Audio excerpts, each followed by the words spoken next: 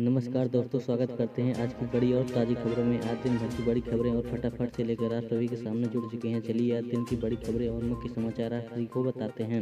इससे पहले की निवेदन है, आप इस वीडियो को लाइक नहीं किए तो लाइक जरूर कीजिए और आप इस चैनल पर नए हो तो इस चैनल को सब्सक्राइब जरूर कीजिए। चलिए दोस्तों, बताते हैं आज दिन भर की सबसे पहली बड़ी खबर। 11 से 13 जनवरी तक आफत बनकर बरसेगी बारिश। यूपी में इन जिलों में पड़ेगी कांपा देने वाली सर्दी। पश्चिम उत्तर प्रदेश में 2 दिन बाद सर्दी और सितम बढ़ाएगी। मौसम विभाग ने 11 से 13 जनवरी के बीच पंजाब हरियाणा के साथ पश्चिमी यूपी में भी हल्की बारिश होने की चेतावनी जारी की है। इस बारिश की वजह से दिन व रात में तापमान में गिरावट के साथ ठंड प्रकोप और बढ़ेगा।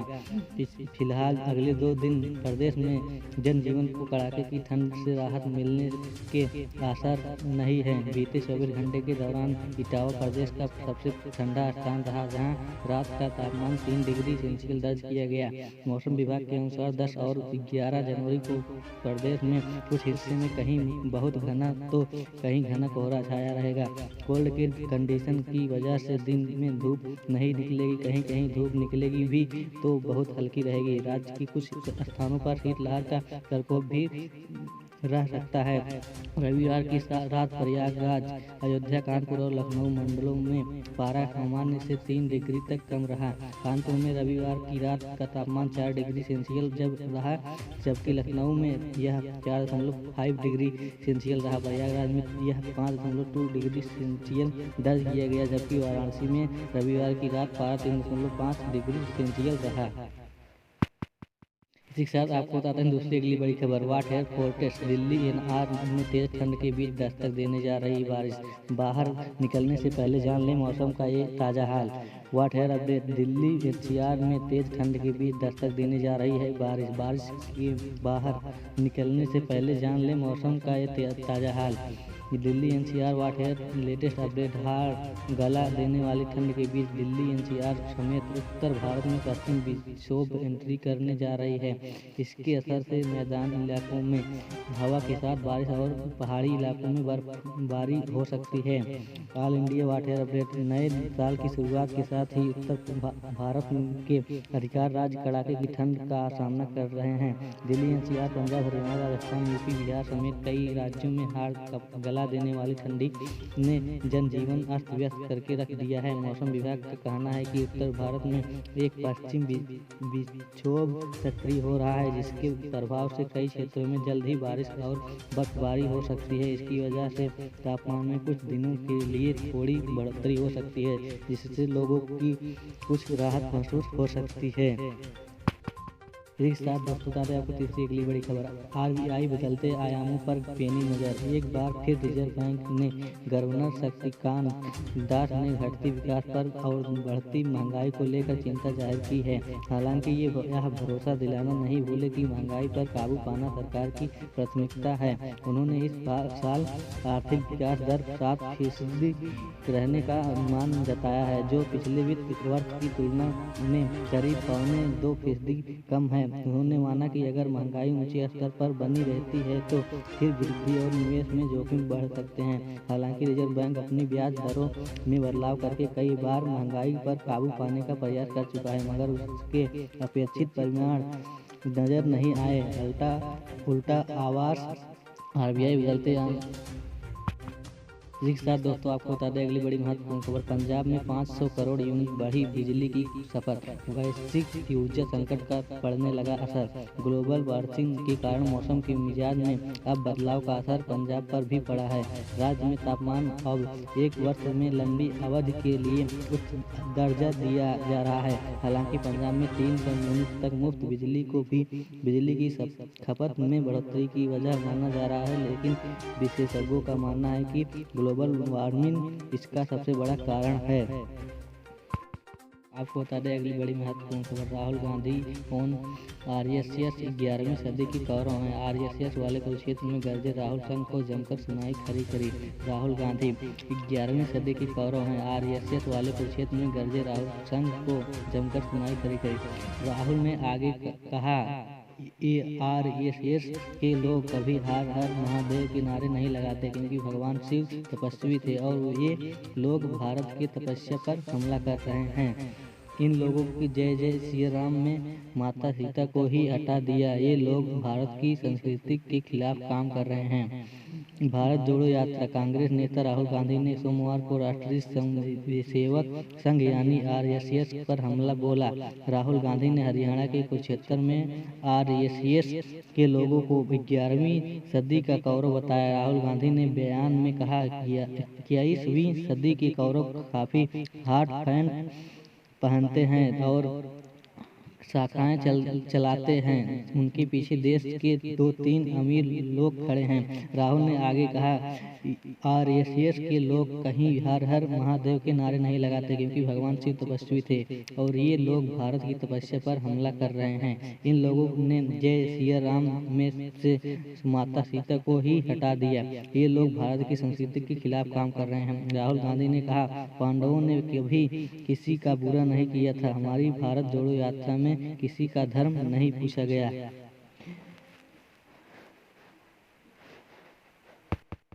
इसी के साथ दोस्तों, धंसते शहर में आज से ढहाए जाएंगे असुरक्षित भवन। सबसे पहले तोड़े जाएंगे होटल मलारी इन और माउंटेन जो सीमट में भू धंसाव के चलते असुरक्षित हो चुके हैं। भवनों को गिराने की अभियान आज मंगलवार से शुरू होगा। मुख्य सचिव डॉक्टर एस संधू ने असुरक्षित भवनों को गिराने के निर्देश दिए हैं। और दोस्तों, आपको बता दें, भारत जोड़ो यात्रा राकेश टिकैत सहित कई किसान नेताओं ने राहुल गांधी से की मुलाकात। भारतीय किसान यूनियन बीकेयू के नेता राकेश टिकैत सहित किसानों के एक प्रतिनिधिमंडल ने सोमवार को हरियाणा के कुरुक्षेत्र में कांग्रेस सांसद राहुल गांधी से मुलाकात की। किसान नेता ने राहुल गांधी से मुलाकात कर अपनी समस्याएं बताई। मौजूद समय में राहुल गांधी भारत जोड़ो यात्रा के दौरान हरियाणा में हैं। इसी के साथ दोस्तों, यूएसबी टाइप सी। भारत में एक ही चार्जर से चार्ज होंगे फोन, टैबलेट और लैपटॉप। जारी हुए नए स्टैंडर्ड। भारतीय मानक ब्यूरो BIS ने सोमवार को यूएसबी टाइप सी रिलेकल्स प्लग और केबल स्टैंडर्ड पेश कर दिए हैं। उपभोक्ता मामले, खाद्य और सार्वजनिक वितरण मंत्रालय ने अपने बयान में कहा कि BIS ने इलेक्ट्रॉनिक्स के क्षेत्र में 3 महत्वपूर्ण भारतीय स्टैंडर्ड को पेश किया है। एक साथ आपको बता दें अगली महत्वपूर्ण खबर। पेरिस नई दिल्ली फ्लाइट में यात्रियों के दुर्व्यवहार पर PGCA शख्स एयर इंडिया को जारी किया। कारण बताओ notice. Mumbai PTI director general of civil aviation DGCA ने फ्लाइट में यात्रियों के साथ अभद्र व्यवहार को लेकर सख्त रुख अपना रहा है। पेरिस नई दिल्ली फ्लाइट की 2 घटनाओं को लेकर DGCA ने एयर इंडिया को नोटिस भेजा है और जवाब तलब किया है। अगली बड़ी महत्वपूर्ण खबर। लाइव फ्लाइट में बम की खबरें के बाद जामनगर में इमरजेंसी लैंडिंग। एयरपोर्ट पर जांच में जुटी PNCG की टीम। मॉस्को से गोवा जा रहे विमान की जामनगर एयरपोर्ट पर इमरजेंसी लैंडिंग हुई है। विमान में बम होने की खबर से हड़कंप मच गया था। उसी वजह से विमान की इमरजेंसी लैंडिंग हुई है। बताया जा रहा है कि ATC को एक बम वाला मेला मिला था। उस मेल में सभी हाई अलर्ट में आ गए और तुरंत पायलट को सुरक्षित किया गया। लखनऊ थोक मंडियों में इन दिन। इसी के साथ दोस्तों, यूपी हरी सब्जियों के साथ आलू भी हुए सस्ता। जानिए आज के भाव। बीते दिनों सहालग के चलते सब्जियों में दामों में उछाल देखा गया। मंडियों में हरी सब्जियों के साथ इन दिनों नए आलू की आवक ज्यादा होने से आलू में दाम गिर गए हैं। लखनऊ थोक मंडियों के इन दिनों हरी सब्जियों के दामों में गिरावट के साथ ही नए आलू की आवक होने में से दाम गिर गए हैं। इन सब्जियों मंडियों में नया आलू अब खूब आ रहा है, मगर पुराने आलू के दाम अभी स्थिर हैं। नया आलू एक सप्ताह पहले 25 रुपए किलो तक बिक रहा था, वह अब 10 से 15 रुपए तक पहुंच गया है। मंडियों में तुरई, भिंडी को लेकर अन्य सब्जियों की आवक होने से दाम कम हो गए हैं। ऐसे में लोगों को थोड़ा राहत मिली है। आइए जानते हैं 10 जनवरी मंगलवार को क्या रहे सब्जियों के दाम। 15 दिन पहले की बात करें तो हरी सब्जियों के साथ ही रोजाना इस्तेमाल की जाने वाली अन्य सब्जियां भी महंगे दामों पर बिक रही थी। वहीं नया आलू भी महंगा बिक रहा था। नया आलू 25 से 30 रुपये किलो की दर से व पुराना आलू 15 से 20 रुपये किलो की दर से बिक रहा था। तुरई और भिंडी को छोड़कर एक सप्ताह से सब्जियों के दामों पे गिरावट। यूपी के साथ ही नए आलू की ज़्यादा आवक होने के दामों में गिरावट आई है। दाम कम होने के चलते लोगों को बहुत राहत मिली है। इसके अलावा अब टमाटर के दाम भी पहले से कम हुए हैं। इसी के साथ दोस्तों बता दें आपको अगली बड़ी महत्वपूर्ण खबर, डाकघर से चल रहे हैं बचत योजना। मैच्योरिटी के बाद इतने समय बाद तक नहीं की निकासी तो होगी ये बड़ी परेशानी। डाकघर के बचत खाते में विभिन्न बचत योजना में मैच्योरिटी होने के बाद 3 साल के अंदर खाता धारक ने राशि नहीं निकाली तो उनका खाता स्वयं फ्रीज हो जाएगा। इसके बाद संबंधित डाकघर के भुगतान नहीं होगा बल्कि मुख्यालय के आदेश लेना होगा और खाता धारकों को कई प्रक्रियाओं से गुजरना होगा। इसी के साथ दोस्तों बता दें आपको अगली बड़ी खबर, कौन बैंक ले रहा है पर्सनल लोन पर सबसे कम ब्याज। चेक करें इन 10 बैंकों का इंटरेस्ट रेट। पर्सनल लोन आपकी वित्तीय जरूरतों को पूरा करने में आपकी मदद करता है। पर्सनल लोन को आपका क्रेडिट स्कोर भी बेहतर होता है। आप अगर सही तरीके से अपना लोन लेते हैं और वापस करते हैं तो आपका क्रेडिट स्कोर प्रोफाइल भी सुधर जाता है। इसी के साथ दोस्तों नए साल में इन स्कीम में मिलेगी आपको सुरक्षा के साथ बेहतर रिटर्न की गारंटी। जाने कैसे निवेश। पोस्ट ऑफिस अपनी कमाई का कुछ हिस्सा निवेश करना हमेशा से काफ़ी अच्छा फैसला रहता है। निवेश करने के कई माध्यम हैं, हालांकि उनमें से अपने लिए बढ़िया माध्यम चुन पाना काफ़ी मुश्किल होता है। Personal loan. इसी के साथ दोस्तों आपको अगली बड़ी खबर बता दें, इस राज्य की सरकार ने दी बड़ी खुशखबरी। एनपीएस को रद्द कर लागू की जाएगी पुरानी पेंशन व्यवस्था। ओपीएस और एनपीएस एक ही पहलू के 2 सिक्के हैं। इसमें 2 अलग अलग बातों का व्याख्यान है। जैसे ओपीएस का मतलब ओल्ड पेंशन स्कीम है जबकि एनपीएस का मतलब नेशनल पेंशन स्कीम है। इसी के साथ दोस्तों बोनस में कर्मचारियों को 4 साल की सैलरी दे रही कंपनी, एक साथ 53 लाख रुपए। अगर आपको अपनी 4 साल की सैलरी बोनस में मिल जाए तो आप क्या क्या करेंगे। अब आप सोच रहे होंगे कि ये मुमकिन ही नहीं है, लेकिन एक कंपनी ने ऐसा कर ही रही है। कंपनी अपने कर्मचारियों को 50 महीने की सैलरी बोनस दे रही है। इसी के साथ दोस्तों बताते हैं आपको अगली बड़ी महत्वपूर्ण खबर, यूपी सरकार लड़कियों को दे रही 2000 रुपये। इस वेबसाइट से करें आवेदन, फटाफट आएंगे पैसे। यूपी सरकार ने छोटी बालिकाओं के लिए बहुत ही अच्छी योजना की शुरुआत की है। इस योजना के तहत सरकार आपकी बेटी की एक मुफ्त 2000 रुपये देगी। इस योजना का नाम मुख्यमंत्री कन्या सुमंगला योजना है। इस योजना के तहत आपकी बेटी को इंस्टॉलमेंट में पैसे भेजे जाएंगे। अगर आपने अभी तक इस योजना में आवेदन नहीं किया है तो हम आपको इस खबर में वेबसाइट के बारे में बताने जा रहे हैं, जहां से आप झट में आवेदन कर सकेंगे। तो चलिए जान लीजिए आप इस योजना में कैसे आवेदन कर सकते हैं। ऐसे मिलेंगे 2000 रुपये। इस योजना को योगी सरकार के द्वारा 25 अक्टूबर 2019 को शुरू किया गया था। इसके तहत कई चरणों में पैसे भेजे जाते हैं। अगर आपकी बेटी का जन्म 1 अप्रैल 2019 के बाद हुआ है तो आप इस योजना के लिए अप्लाई कर सकते हैं। इस योजना के तहत पहली किस्त लड़की के जन्म के समय दी जाती है। आपको बताने की इस योजना में अधिकतम 2 लड़कियों के लिए ही आवेदन किया जा सकता है। इसके अलावा आपके परिवार की वार्षिक आय 3 लाख रुपए से ज़्यादा नहीं होनी चाहिए। ये डॉक्यूमेंट होना जरूरी। आवेदन करने के लिए आपके पास कुछ जरूरी दस्तावेज होना चाहिए, जैसे Aadhaar card, PAN card, passport size photo, आपका बैंक मोबाइल नंबर, अस्थायी निवास का प्रमाण पत्र, बैंक पासबुक। इसी के साथ दोस्तों UP water update, Lucknow, Kanpur सहित अन्य स्थानों में कोहरे का कहर, शीतलहर से फिलहाल नहीं मिलेगी राहत। लखनऊ, कानपुर, राजधानी लखनऊ सहित प्रदेश के अन्य हिस्सों में शीतलहर और कोहरे का कहर जारी है। मंगलवार सुबह की शुरुआत भी घने कोहरे से हुई। दृश्यता बेहद कम होने की वजह से चंद कदमों की दूरी पर भी कुछ नजर नहीं आ रहा है। वहाँ चालक हेडलाइट जलाने के साथ बेहद धीमी गति से गाड़ी चलाते नजर आए। फिलहाल कोहरे से राहत मिलने की संभावना है। घना कोहरा और करेगा परेशान। मौसम विभाग के मुताबिक अगले 24 घंटे के दौरान राज्य में कुछ स्थानों पर घने से बहुत घने कोहरे के साथ ठंडे परेशान कर रही है। अलग अलग स्थानों पर शीतलहर जारी है। और दोस्तों बता दें, पीएम किसान सम्मान निधि योजना 2023 में पीएम किसान की 13वीं किस्त मिलने की संभावना जाने, ऑनलाइन कैसे करें स्टेटस। पीएम सम्मान निधि योजना, जिन लाभार्थी किसानों को पीएम किसान सम्मान निधि योजना की 13वीं किस्त का बेसब्री से इंतजार है, उनके लिए एक बड़ा अपडेट आया है। योजना की 13वीं किस्त जल्द ही वितरित होने की संभावना है। हालांकि केंद्र द्वारा इसके बारे में अभी तक कोई अनिश्चित तारीख की घोषणा नहीं की गई है। निजी समाचार चैनल टाइम्स नाउ की एक रिपोर्ट में दावा किया गया है कि 13वीं किस्त इसी महीने जारी होने की उम्मीद है। बता दें, केंद्र सरकार की योजना के तहत पीएम किसान सम्मान निधि योजना के जरिए देश भर में 8 करोड़ से अधिक किसानों को 3 सम्मान निधि किस्तों से प्रति वर्ष 6,000 रुपये मिलेगा।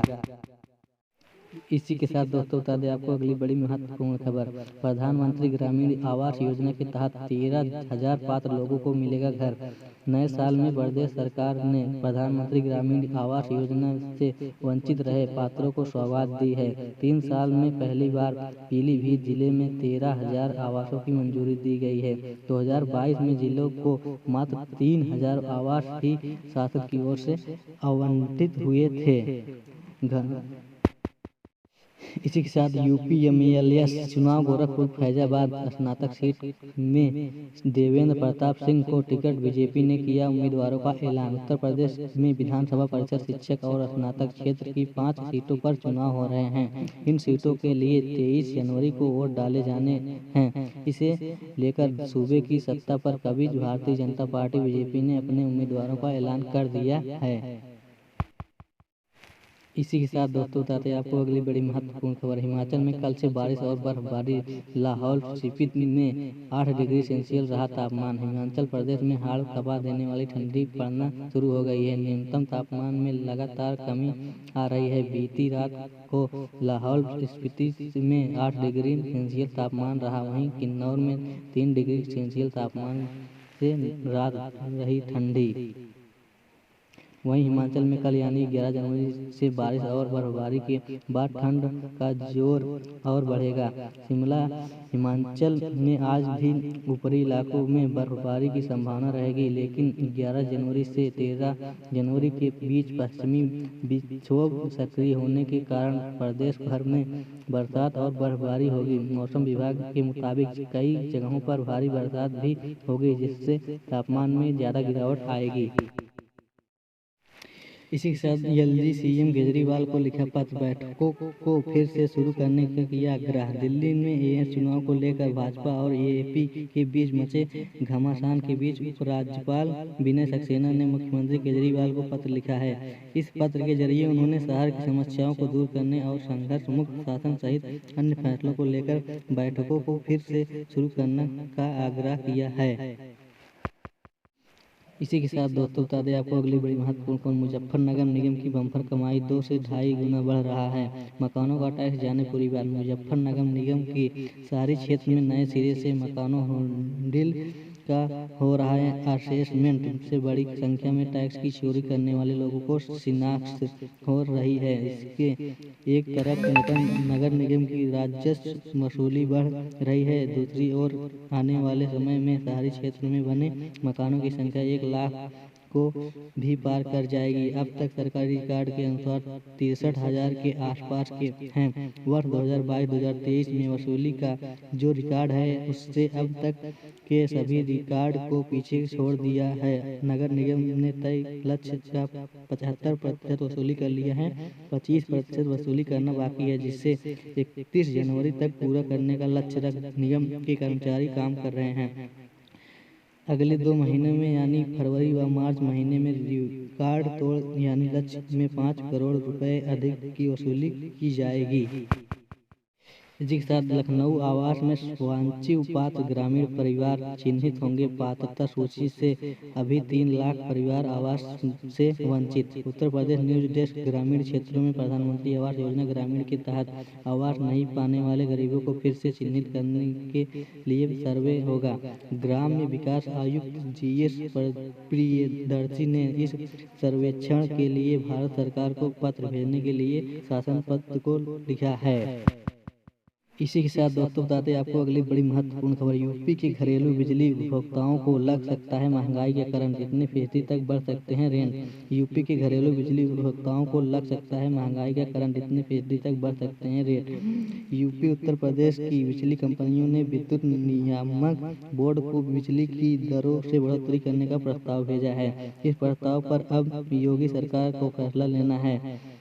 उत्तर प्रदेश में घरेलू बिजली उपभोक्ताओं को जल्द ही महंगाई का बड़ा झटका लग सकता है। आने वाले दिनों में उनका इलेक्ट्रिसिटी बिल बहुत ही अधिक होने वाला है, क्योंकि बिजली कंपनियों ने बिजली की दरों में 18 से 23% तक इजाफा करने का प्रस्ताव दिया है। मीडिया रिपोर्ट्स के मुताबिक प्रदेश की बिजली कंपनियों ने विद्युत नियामक बोर्ड को यह प्रस्ताव भेजा है, जिस पर योगी सरकार को फैसला करना है। सरकार अगर बिजली कंपनियों के इस प्रस्ताव को मान लेती है तो ग्रामीण उपभोक्ताओं के लिए प्रति यूनिट बिजली की कीमत 3.50 से बढ़कर 4.35 पहले 100 यूनिट हो जाएगी। 300 यूनिट के इस अधिक खपत होने पर 5.50 पैसे प्रति यूनिट की जगह 7 रुपये प्रति यूनिट के हिसाब से भुगतान करना होगा। केसों के और दोस्तों बताते हैं रिलायंस जियो और एयरटेल करेगी बड़ा धमाका। पहले राउंड में ही 15 करोड़ लोगों तक पहुंची 5G प्लस सर्विस।